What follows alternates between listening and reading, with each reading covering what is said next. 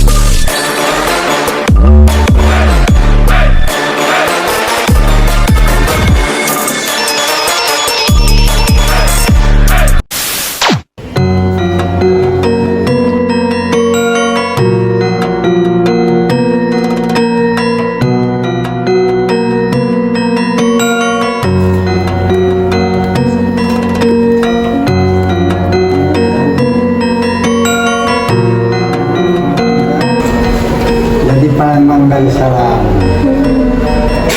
Kita dapat kekalahan dari Belanda 1821. Akhirnya Pesawat Palembang, maksud Belanda di bawah nama Belanda, tapi Sultan Mahmud Badarudin tidak mau.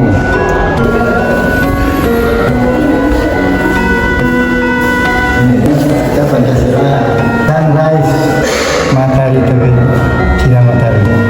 Melambang kehidupan artinya kalau ada matahari kita tulis saja rais window imamnya hukum basic Al-Quran Bible kata Muslim Bible mungkin bahasa kita Quran kita saja when the world become and the peace to come perang bunyi damai bunyi Grace dan pembinaan di dalam berbagai Grace Love berbagai dan berikan jumlah ikutin Al-Quran dan just from Adam dan Eva adalah Hawa dalam wajah kita Menantun yad'u ila khair. Artinya orang memberikan budi dan manusia berbuat baik sesamanya. Nah inilah dulu kalau kita sudah mereka dulu kerajaan. Museum Sultan Mahmud Badarudin merupakan salah satu museum terkenal di kota Palembang karena letaknya di dekat ikon ibu kota, yaitu Jembatan Ampera. Lokasi museum ini awalnya adalah lokasi Kuta Lama, Istana Tua Sultan Mahmud Badarudin II pada tahun 1724 sampai dengan 1758. Setelah penghapusan Kesultanan Palembang, Istana Kuta Lama dihancurkan oleh pemerintah kolonial Inggris pada tahun 17 Oktober 1823. Penghapusan kesultanan adalah bentuk hukuman yang dijatuhkan oleh pemerintah kolonial Inggris terhadap Kesultanan Palembang akibat pembantaian yang telah terjadi di penginapan Belanda Sungai Alur. Meskipun ini mungkin telah menjadi gerakan politik untuk menghapus kedaulatan atas kota tersebut. Kerajaan Palembang Islam. Pasca menurut Kedapuan Sriwijaya, Palembang berada dalam situasi yang tidak menentu.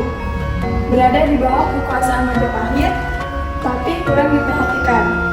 Sempat menjadi sarang lanangan atau bajak laut, hingga dibebaskan oleh pasukan Cheng Ho pada awal abad ke-15. Pada pertengahan abad ke-16 Masehi, Ki Gede Ing Suro dari Jawa datang dan mendirikan kerajaan Palembang yang bercorak Islam. Awalnya adalah kemelut perpecahan kerajaan Islam Demak setelah wafatnya Sultan Trenggono antara Arya Penangsang melawan Pangeran Adiwijaya yang berkuasa di Pajang.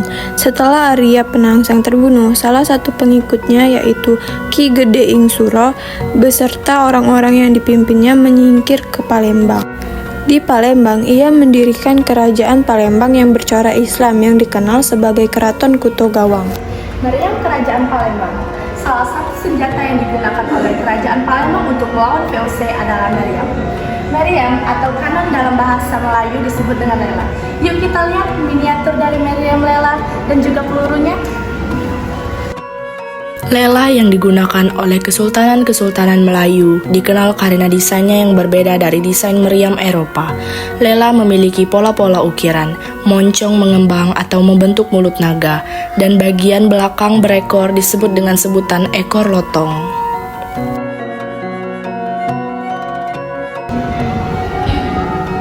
Raja-Raja Palembang, the King of Palembang. Karena tidak memiliki keturunan, Ki Gede Ing Suro mengangkat keponakannya sebagai putra mahkota dengan gelar Ki Gede Ing Suro Muda. Ki Gede Ing Suro Muda lebih dikenal sebagai cikal bakal penguasa kerajaan Palembang. Raja-raja yang memerintahkan kerajaan Palembang selanjutnya adalah Ki Mas Adipati pada tahun 1604 sampai 1609. Pangeran Madi Angsoka pada tahun 1609 sampai 1627. Pangeran Madi Alit pada tahun 1627 sampai 1629. Pangeran Seda Ing Pura pada tahun 1629 sampai 1636.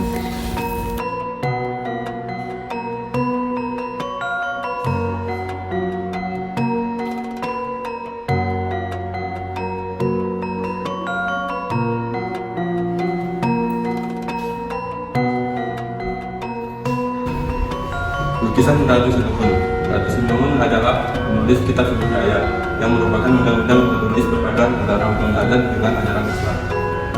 Kitab budaya mengatur ranah hukum dan kelembagaan adat Sumatera Selatan, khususnya terkait kesetaraan gender antara laki-laki dan perempuan.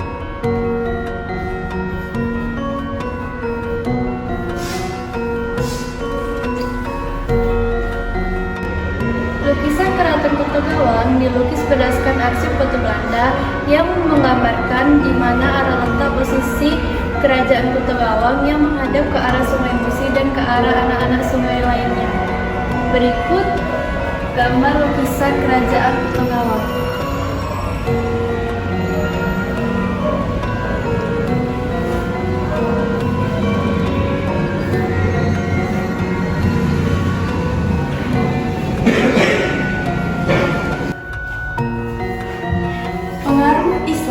Pengaruh Islam sebagai agama resmi dalam Kesultanan Palembang Darussalam sangat terasa di banyak lini pemerintahan. Perangkat-perangkat penting sultanan seperti lambang, semboyan, cap stempel, uang koin, dan lainnya memiliki simbol seperti Islam di dalam Al-Quran dan menggunakan aksara Arab Melayu.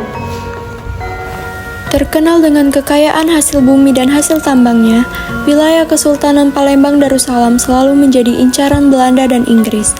Pada tahun 1811, terjadi penyerahan kekuasaan dari Belanda kepada Inggris sebagai hasil dari Perjanjian Tuntang. Namun, pada saat yang hampir bersamaan, pasukan Palembang berhasil membumi hanguskan loji Belanda di Sungai Aur.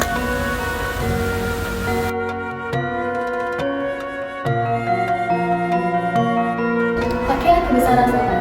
Di sultan berbawa sultan. Secara umum terdapat dua jenis pakaian sultan. Yang pertama yaitu setelan kebaya kalungari dan yang kedua yaitu setelan kebaya pendek.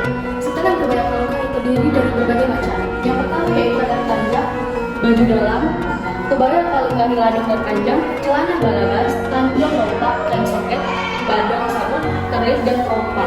Setelan kebaya pendek hampir sama, akan tetapi ukurannya lebih pendek saja. Baik selanjutnya ada tata kota dan pemukiman. Sebagai kota yang tumbuh dan berkembang di sekitar sungai-sungai, Sultan membagi tata kota Palembang berdasarkan ruang airnya. Di atas air, mengapung rumah relatif tempat tinggal orang Tionghoa dan orang asing lainnya. Agar tidak hanya terbawa arus, rumah diikat pada sebuah penambang saat air sungai pasang. Rumah-rumah rakyat tersebut penambang. Saat air sungai pasang, rumah-rumah rakyat tersebut akan terapung sehingga Berikut adalah contoh rumah yang digunakan sebagai toko, gudang, pusat bahkan kerajinan.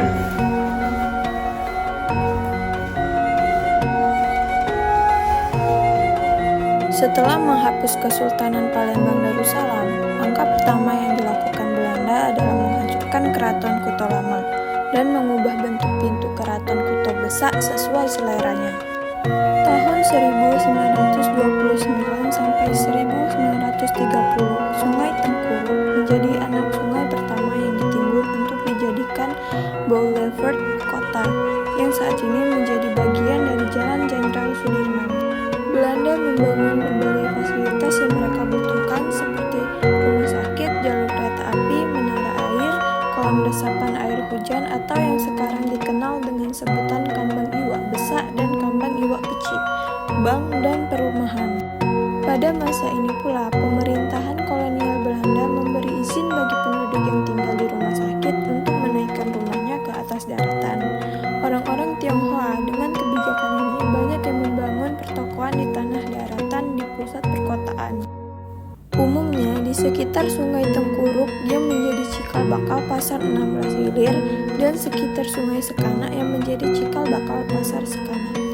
Pemerintahan kolonial Belanda di Palembang berakhir saat Belanda menyerah tanpa syarat pada Jepang pada bulan Maret 1942. Di masa singkat penjajahan Jepang, ruang daratan berupa jalan-jalan raya semakin diperluas dengan menggerakkan tenaga kasar-romusa atau kerja paksa, yang di Palembang dikenal dengan istilah tenaga BPP.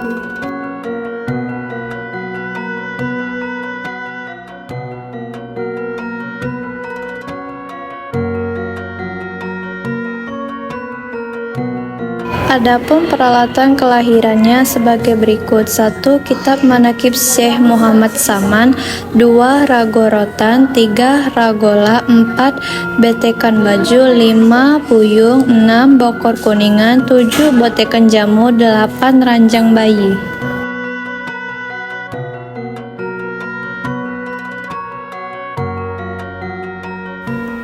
Baik, di sini ada pangkeng. Pangkeng adalah kamar pengantin yang diletakkan di amben atau ruangan yang lantainya lebih tinggi dari bagian ruang lainnya.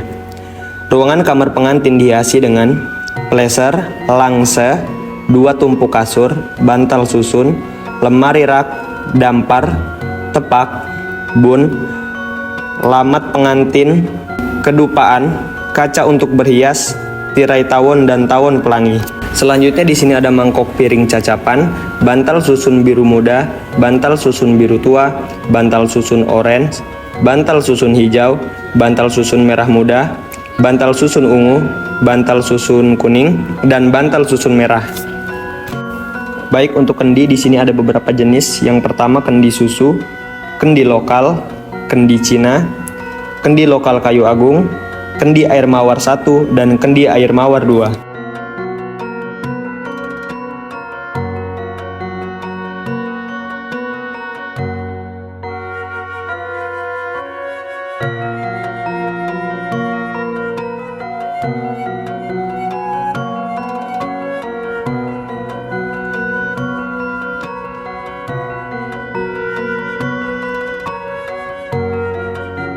Pada perkawinan adat Sumatera Selatan diperlukan beberapa perlengkapan.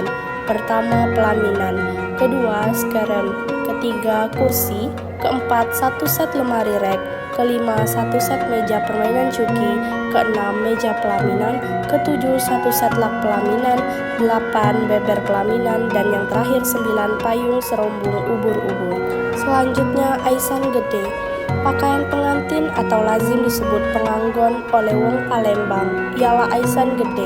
Pakaian ini pada masa lampau dipergunakan oleh para pengantin dari golongan tertentu.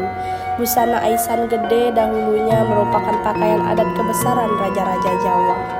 Pola aisan gede bersumber dari pakaian kebesaran para raja di Jawa dan dikelola oleh wong Palembang.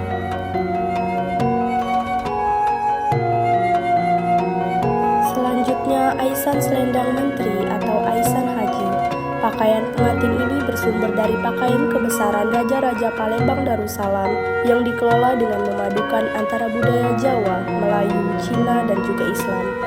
Dahulu aisan selendang manteri dibuat dari bahan-bahan yang bermutu tinggi yang dihiasi dengan batu permata asli, dibuat oleh pengrajin yang terampil sehingga hasilnya sangat rapi.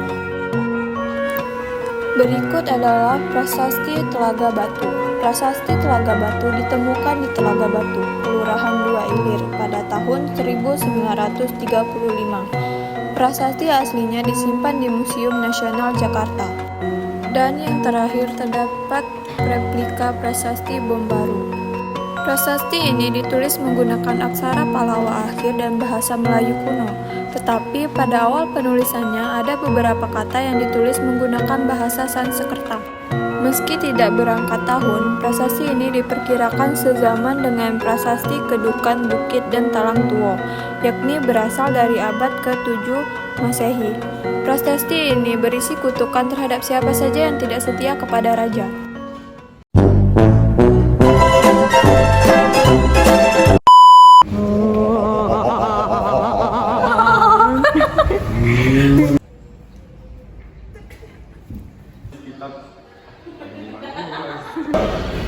Kat.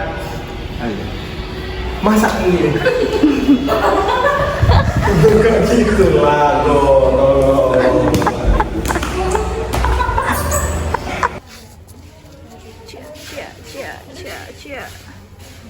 Cia, satu lagi. Putri Indonesia.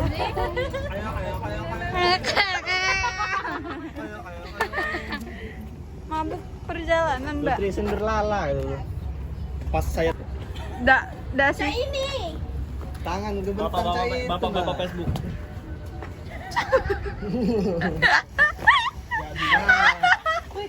Sudah. Kan. Karena nauzubillah, please lah. Salah ya. Karena nauzubillah udah kepanjangan. Pusing, Mbak. Mbak pusing Mbak ya? Sudah kau tuh. Kau sebenarnya nak video. Sultan.